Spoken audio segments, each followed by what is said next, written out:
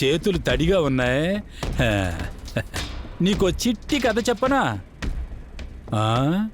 ఏంట్రా ఆడియో ఫంక్షన్లో నటులంటే వింటావా? నేనంటే అసలు వినవా? వినరా నాన్న. ఓ వేటగాడు కోతిని పట్టుకోవడానికి ఓ కొబ్బరి బొండం నరికి దానికి చిన్న బెజ్జం పెట్టి కోతికి కనపడేలాగా పెట్టాడు.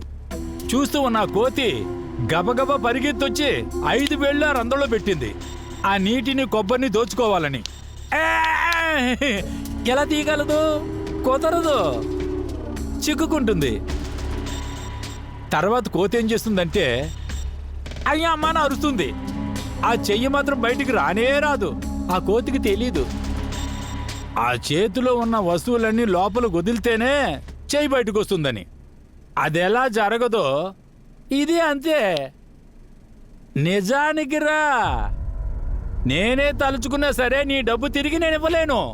అర్థమైందా? ఎందువల్లంటే నా పైన ఇంకొకడు ఉన్నాడు కదా. సార్ ప్లీజ్ సార్, నా డబ్బులు నాకు తిరిగి ఇచ్చేయండి sir. Sir please sir, please sir, డబ్బులు ఇచ్చేది సార్. నా జీవితం పోతుంది సార్, నేను సూసైడ్ చేసుకుంటాను sir. Sir please sir, please. లెక్కెంత? 96 లక్షలేనా?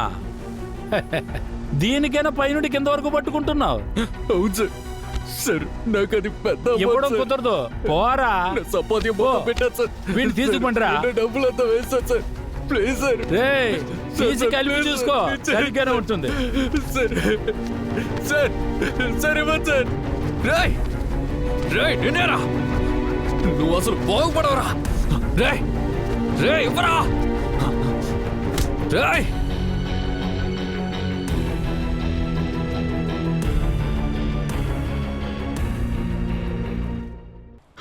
శక్తి, 1కి 2 సార్లు ఆలోచించుకో. పెద్దవాళ్ళు. సార్ అడుగుతున్నాను, నేను తప్పుగా అనుకోవద్దు. మీరు పుణ్యకుడి మనుషులానే మాట్లాడుతున్నారు సార్.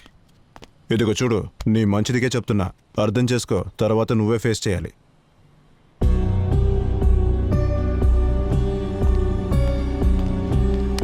Okay sir.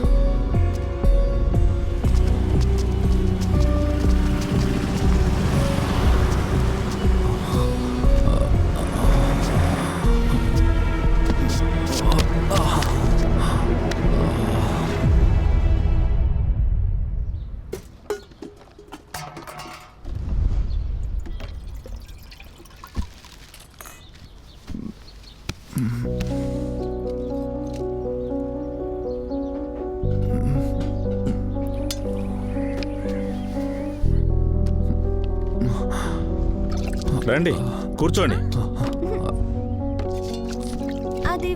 ఇప్పుడు పర్వాలేదా సార్? చాలా థ్యాంక్స్ అండి. ఇవ్వవే. Thank you. అలా కాదు, ఇలా.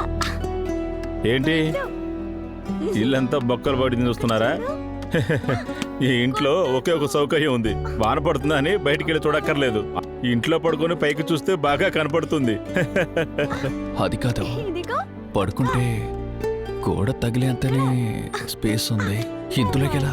తగిలితే కాళ్ళు ముడుచుకొని పడుకోవడమే. మనం సత్యమా ఏంటి కాళ్ళను చాపి పాతి పెట్టడానికి?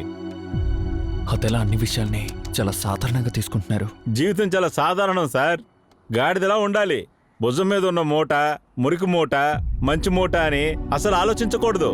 మన పాటికి మన పని చేసుకుంటూ దేవుడా అని ఉన్నామంటే మనతో పాటు ప్రశాంతత అనే యోగం ఉంటుంది సార్. వదిలేండి మాస్టారు, సంతోషంగా ఉండండి. అయితే మీరు ప్రశాంతంగా ఉన్నారు. ఇలా చూడండి సార్, అందరి మనసుల్లోనూ ఒక మురికి కాలువ పారుతూనే ఉంటుంది. బాగా గబ్బు కొడుతుంది. దాన్ని శుభ్రం చేయటం అసలు కుదరదు. దాన్ని అసలు పట్టించుకోకూడదు. వాటన్నిటినీ వదిలేయాల్సిందే. పుట్టేటప్పుడు ఏడుస్తూ పుడుతున్నాం, బతికేటప్పుడు అది లేదు ఇది లేదని బతుకుతున్నాం. చచ్చేటప్పుడు మనశ్శాంతి లేకుండా చస్తున్నాం. తుడిచేస్తే శుభ్రంగా ఉంటుంది. That is life. మనసు ప్రశాంతంగా ఉంటేనే జీవితం. మీరు దిగులు పడకండి సార్. టీ తాగండి.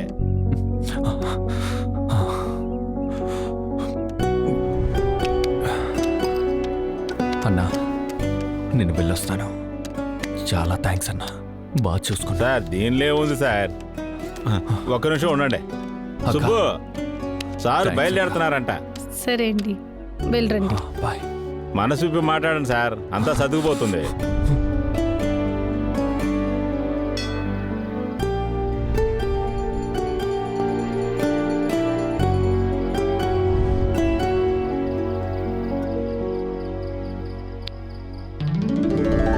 మనుషులకి బాధ అని వస్తే వాళ్ళు మొదటిగా వెతికేది డబ్బులు ఇచ్చేవాడినే.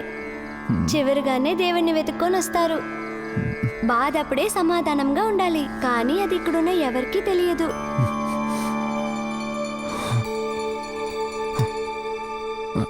మనం ఎందుకు విభూతి పెట్టుకుంటున్నాం తెలుసా? కారణం తెలుసుకునే విభూతి పెట్టుకోవాలా? ఏదో నాకు తెలిసింది నేను చెప్తాను. ఈ విభూతికి 3 కారణాలున్నాయి. ఒకడు చిన్నప్పుడు చేసే మంచిది చెడ్డది, తెలుసో తెలియకుండానో. అదే అహంకారం. నువ్వు మంచిది చేసుంటే మంచిది, చెడ్డది చేసుంటే చెడ్డది. అవును, నువ్వు మంచిది చేసావా, చెడ్డది చేసావా? ఏంటి ఆగిపోయావు? రా.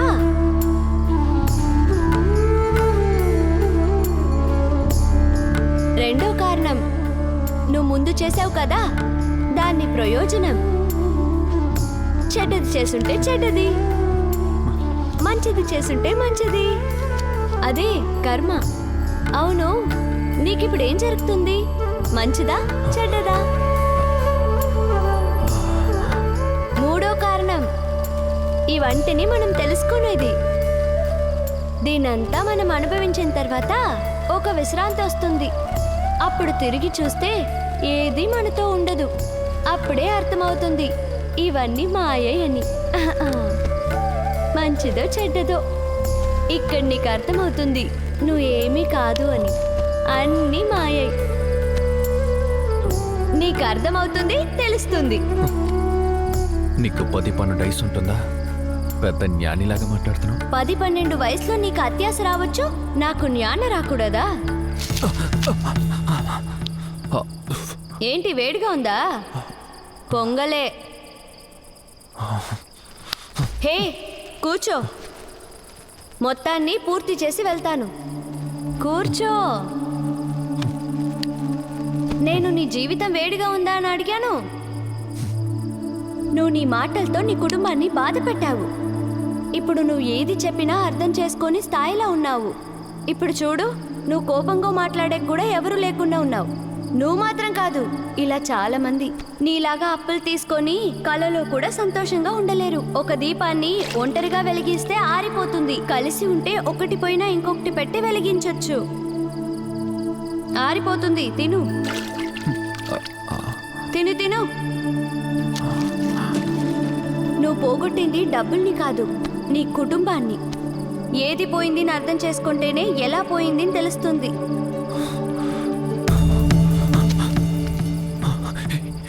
ఇక్కడ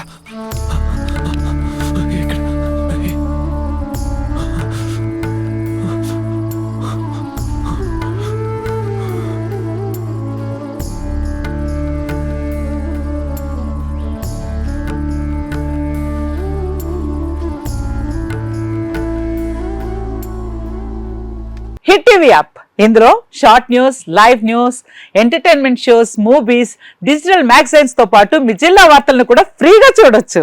ఇంకెందుకు ఆలస్యం?